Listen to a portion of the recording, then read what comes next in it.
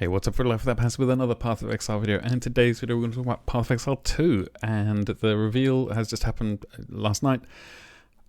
I've taken a day to sort of reflect on it and figure out what I like and dislike, and a couple of things right off the bat. I mean, the campaign is going to be fun to explore. I think in 5 years it's going to be less great to run through that every League launch, just like with Path of Exile 1. I think it's going to happen, but it's going to be fun to explore it the first time. Ascension, I was so happy that they said there's not going to be lab and there's going to be a different way, because lab is one of my least favorite things to do in Path of Exile, and it turns out that the way to ascend in Path of Exile 2 is the other one of my least favorite things, Sanctum. So that's a shame. There are 3 ways to ascend in Path of Exile 2. So you can do a Sanctum, and you can do that for all of your points, or you can mix and match it with the 2 and the second and the third version. There is a version of the Ultimatum as one way to ascend as well, and then the third one they have not revealed, but it's going to be Toda, and I'm looking forward to maybe just doing Toda at some point. That seems like it's going to be very interesting, especially as a means of ascension.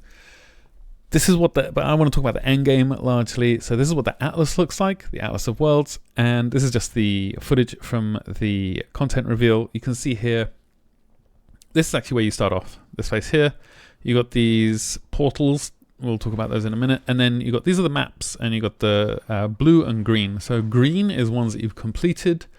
Blue is one that's available for you to do.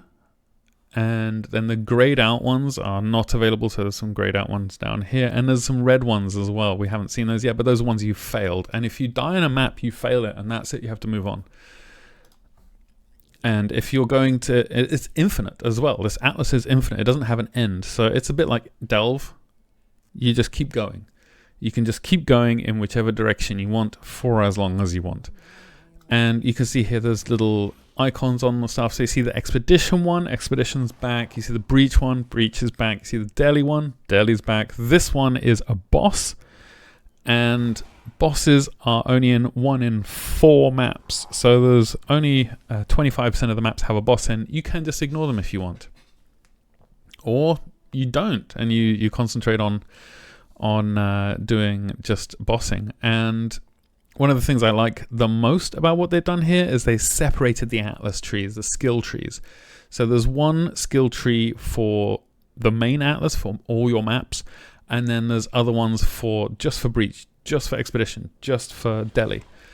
And that means there's no FOMO for, like, oh, I'm doing Breach and there's a Delhi, but I haven't got my Delhi tree on. It's always on. This is a map. You've seen them just chuck in here into the map device. They call them waystones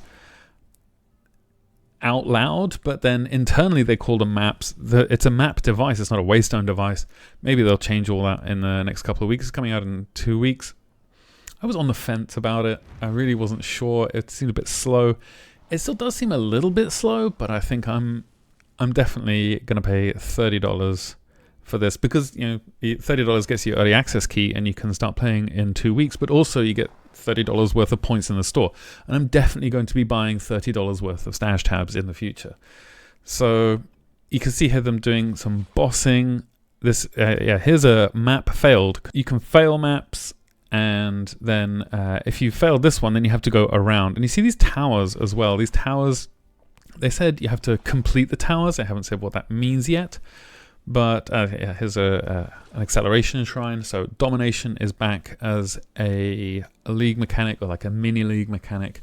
Essence is back as well as a league mechanic, and that's going to be interesting, because essences now, they can give you can have I think a lesser and a greater essence, and the lesser essence will add a guaranteed mod to a white item to turn it into a blue item.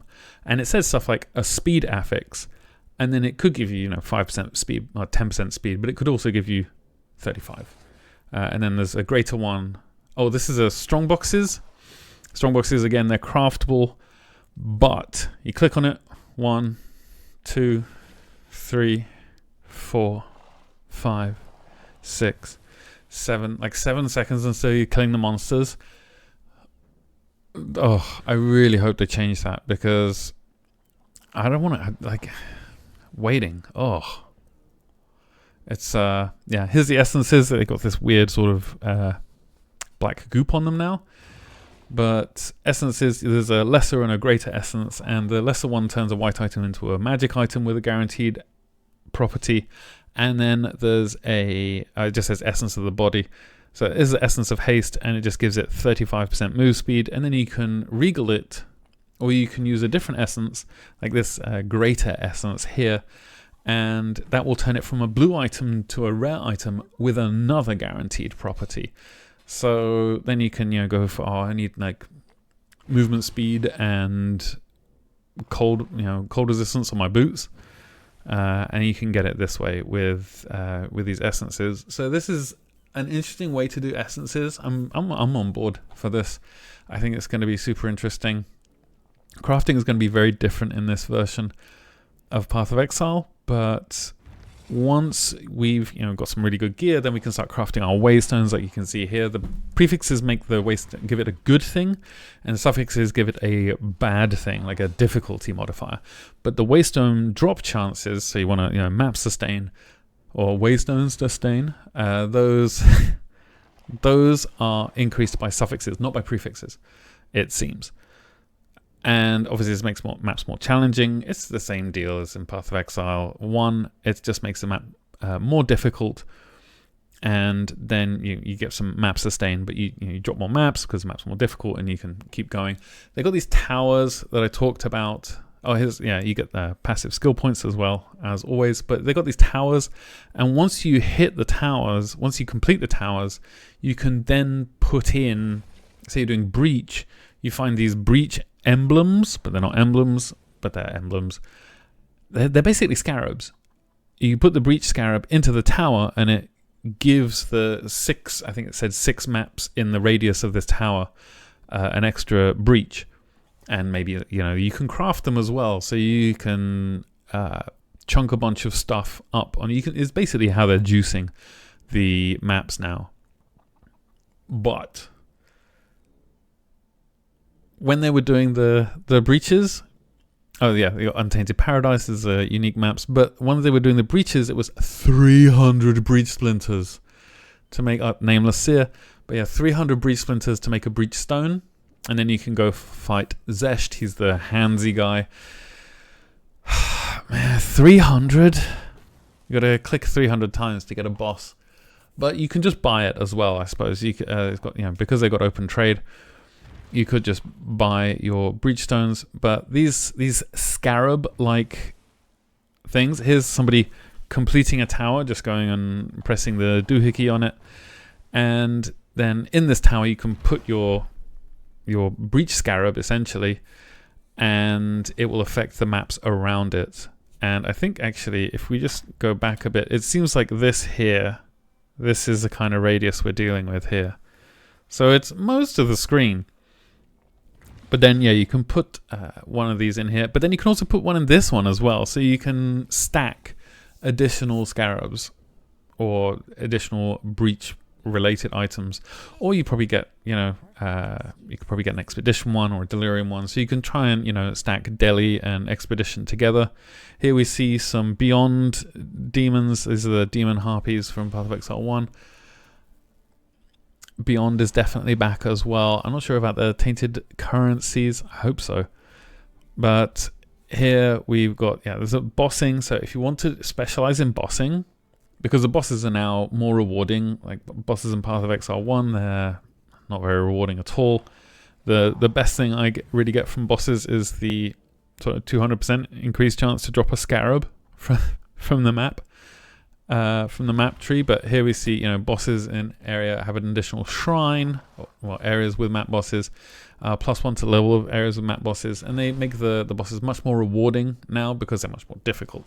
This is going to make bossing, I think, like boss is going to be eaten good. I think they're going to be very interested. Here we see this is the map, the Atlas tree. So you got the map section up here, you got the strongbox one down here. I can't remember. Oh, this is Kirak actually, isn't it? This is the Kirak stuff. Then over here you've got, I think this is the ritual tree, so 8 points for ritual. You've got the Delhi tree over here, that's 8 points. You've got 8 points for the expedition tree, and then you see creeping over here is the boss tree. 0 out of 10. I believe this was the boss tree as well. If we just skip back a bit, maybe, yeah, so this is the boss tree, 0 out of 10. You see here on the side, the expedition one, but then there's also something above here, 0 out of 6. So there's, you know, there's several end game things. Honestly,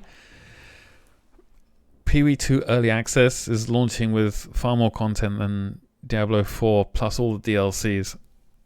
Unsurprisingly, really, it's grinding gear games. We should know better by now. But yeah, so we've got the Strongbox stuff over here. We've got the Kirak stuff over here. Or maybe this is like map sustain. Maybe it's Doriani. And then we got the map stuff over here, but only 30 points. So you'll probably be able to get to a keystone, and you know, you'll be able to specialize in one particular area. I think maps is probably going to be one of the better ones to specialize in. But so here's the breach stuff. It's, you know, it looks like a flashier version of breach, and then you find these was it precursor emblems? Yeah, here we go, breach precursor emblem. So yeah, there's a this gets slotted into the Lost Tower. So we see here, if we just pause it in time, they're going to move it slowly in here, and it says here 6 maps in range contain breaches. Breaches in your maps contain 1 additional clasped hand. And so this is going to boop, and you see this is the radius here.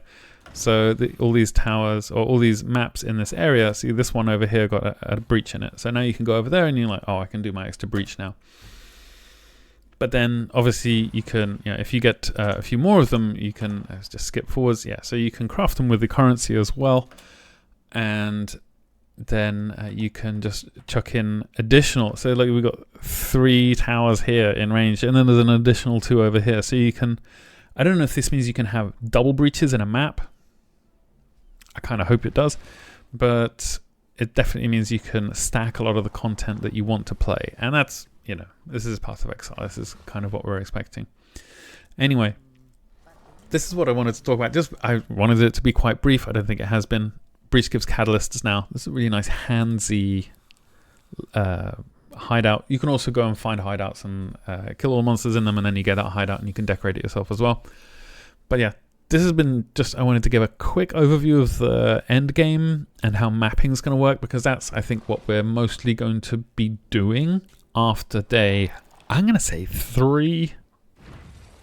Day 3 probably. They said 25 hours for a new player for the campaign.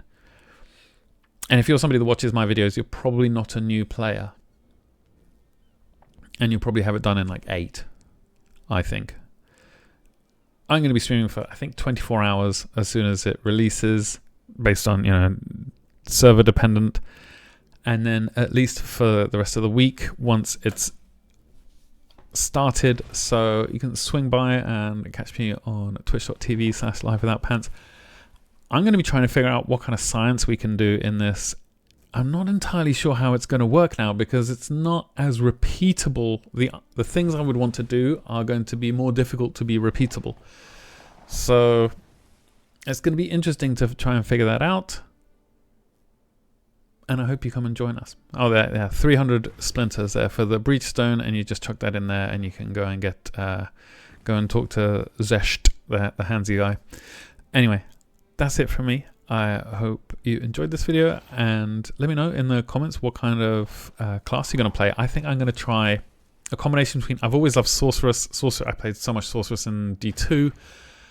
I'm going to try Sork and Necromancer maybe? Like Ice, Time Stop. There was Time Stop. So Ice and Time Stop, like crowd control stuff, and minions as a sort of basically like a passive damage kind of thing. Well, I think it's going to be really interesting. Maybe we get a tree to play with, like a skill tree before it launches. Maybe we just have to go in blind day 1. And if we do, then we will. Anyway, that's it from me. I hope you enjoyed this video. I hope you are kind to everyone you meet. I love you all very much. And I'll see you next time. Cheers.